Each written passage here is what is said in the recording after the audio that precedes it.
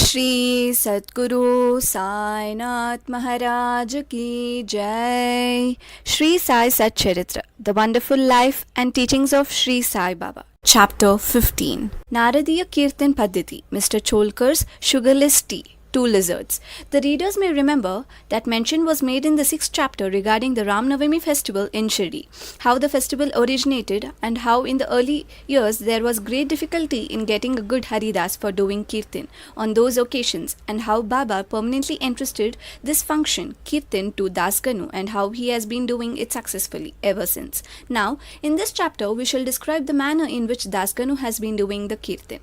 Naradiya Kirtan Paddhati. Generally, our Haridas, while doing the Kirtan, wear a gala and full dress. They put on a headdress, either a peta or a turban, a long flowing coat with a shirt inside, an uprani, short dhotar on the shoulders, and the usual long dhotar from the waist below.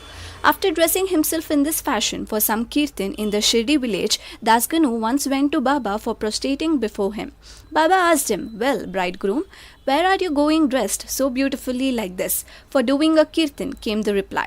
Then Baba said, "Why do you want all this paraphernalia, coat, uprani and peta, etc.? Lay off all that before me. Why wear them on the body?" Das Ganu immediately took them off and placed them at Baba's feet. Thenceforth, Das Ganu never wore these things while doing the Kirtan. He was always bare from waist upwards. A pair of chiplis was in his hand and a garland round his neck. This is not in consonance with the practice generally followed by all the Haridas, but this is the best and the purest method. The sage Narada, from whom the Kirtan Paddhati originated, wore nothing on his torso and head. He carried a veena in his hand and wandered from place to place, singing the glory of the Lord. Mr. Cholkar's Sugarless Tea. Initially, Baba was known in Pune and Ahmednagar district. But Nana Sahib Chandorkar, by his word of mouth, and Das Ganu, by his splendid Kirtans, spread the fame of Baba in the Konkan Mumbai presidency. In fact, it was Das Ganu, may God bless him, who, by his beautiful and inimitable Kirtans, made Baba available to so many people there.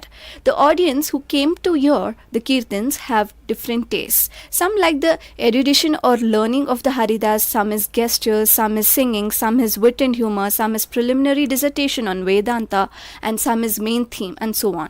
But among them, there are very few who, by hearing the Kirtan, get faith and devotion or love for God or saints. The effect of hearing Das Ganu's Kirtan on the minds of audience was, however, electric as it were. We give an instance here.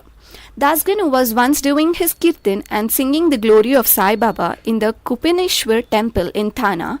One Mr. Cholkar, a poor man serving as a temporary employee in the civil courts in Thana, was amongst the audience. He heard Das Ganu's Kirtan most attentively and was much moved.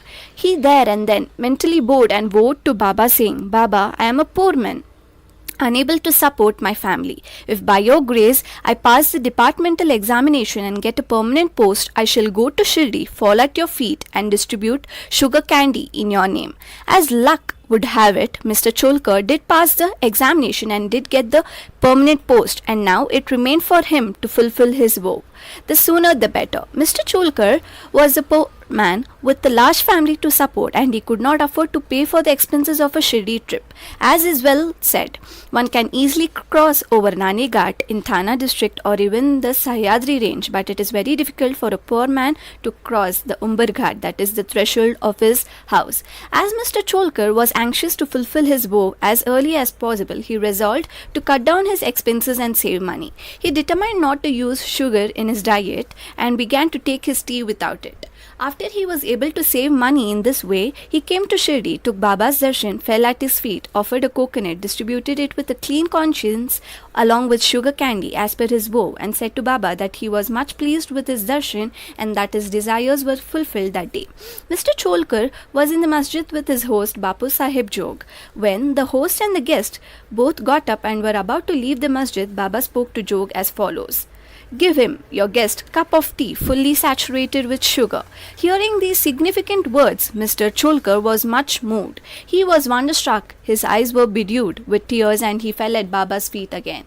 Mr. Jog was also curious about this direction. Baba wanted by his words to create faith and devotion in Cholkar's mind. He hinted as it were that he got the sugar candy as per his vow, and that he knew fully well his secret determination not to use sugar in his diet.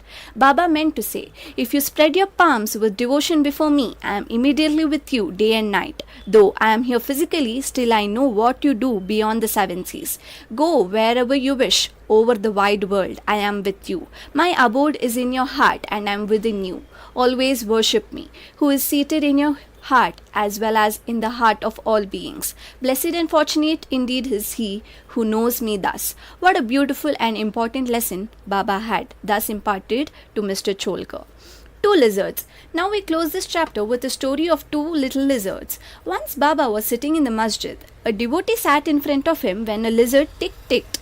Out of curiosity, the devotee asked Baba whether the tick-ticking of the lizard signified anything good or was it a bad omen. Baba said that the lizard was overjoyed as her sister from Aurangabad was coming to see her. The devotee sat silent, not making out the meaning of Baba's words. Immediately, a gentleman from Aurangabad came on horseback to see Baba. He wanted to proceed further, but his horse would not go as it was hungry and wanted grams. He took out of the bag of grams from his shoulders to bring grams and dashed it on the ground to remove dirt. A lizard came out from there and in the presence of all climbed up the wall. Baba asked the questioner devotee to mark her well. She at once went strutting to her sister. Both sisters met each other after a long time, kissed and embraced each other, whirled around and danced with love. Where is Shirdi and where is Aurangabad for the lizard? How should the man on horseback come there from Aurangabad with the lizard? And how should Baba make the prophecy of the meeting of the two sisters? All this really were wonderful and proves the omniscience, the all-knowing nature of Baba. Postscript. He who respectfully reads this chapter or studies it daily will get all his miseries removed by the grace of the Sadguru Sai Baba. Bow to Sri Sai. Peace be to all. Pranams, Sri Sai.